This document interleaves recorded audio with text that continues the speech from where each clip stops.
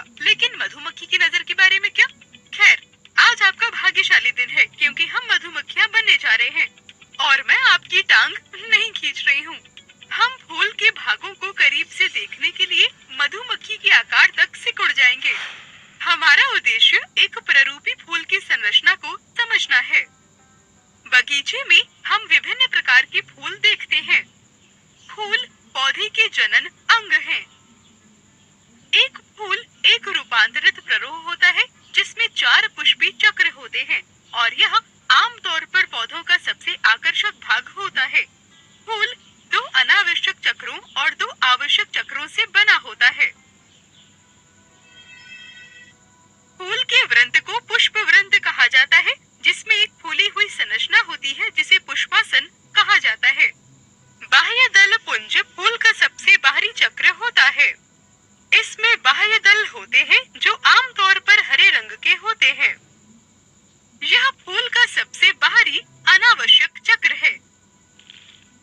इसका मुख्य कार्य कली की अवस्था में फूल की रक्षा करना है। हरे होने के कारण बाह्य दल प्रकाश संश्लेषण भी करते हैं। दल पुंज दूसरा अनावश्यक चक्र होता है। यह दलों से बना होता है जो बड़ा और रंगीन होता है। दल आमतौर पर चमकीले रंग के होते हैं और परागण के लिए कीटों को आकर्षित करते हैं। अगला आंतरिक चक्र पुमंग है, जो कई पुंकेसरों से बनता है। प्रत्येक पुंकेसर में एक तंतु और एक परागकोश होता है। इस फूल के परागकोश में संयोजक की मदद से जुड़ी हुई 2 परागकोश पालियां होती हैं। इनमें से प्रत्येक में कई परागकण होते हैं। जब परागकोश परिपक्व होते हैं तो ये परागकण मुक्त हो जाते हैं। परागकण का आवर्धित दृश्य एक कठोर बाहरी आवरण को दर्शाता है जिसे बाह्य चोल कहा जाता है। भीतरी पतली परत को अंतःचोल कहा जाता है। हम परागकण के भीतर एक जनन कोशिका और एक नली कोशिका पाते हैं। चौथा पुष्पी चक्र जायांग है, जो पुष्प का मादा जनन अंग है। इसमें एक टर्मिनल नॉब जैसा भाग होता है जिसे वर्तिकाग्र कहा जाता है। वर्तिकाग्र एक पतली पुष्प वृंत जैसी संरचना के रूप में जारी रहता है जिसे वर्तिका कहा जाता है, जो एक फूले हुए नाशपाती के आकार के काय में समाप्त होता है, जिसे अंडाशय कहते हैं। अंडाशय की एक काट में चैम्बर दिखाई देते हैं जिन्हें कोष्ठक कहा जाता है। इन कोष्ठकों के अंदर बीजांड होते हैं। प्रत्येक बीजांड एक पुष्प वृंत जैसी संरचना द्वारा बीजांडासन से जुड़ा होता है जिसे बीजांड वृत्त कहा जाता है।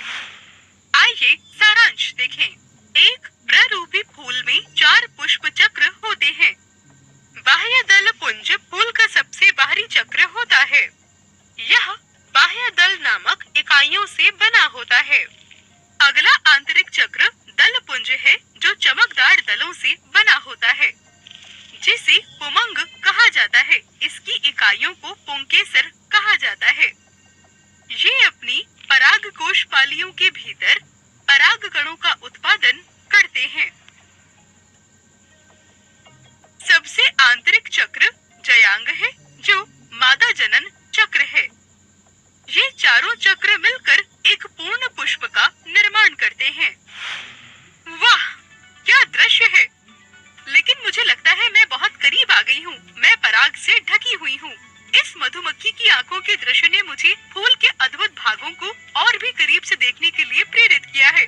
हमें शायद पराग से शुरू करना चाहिए।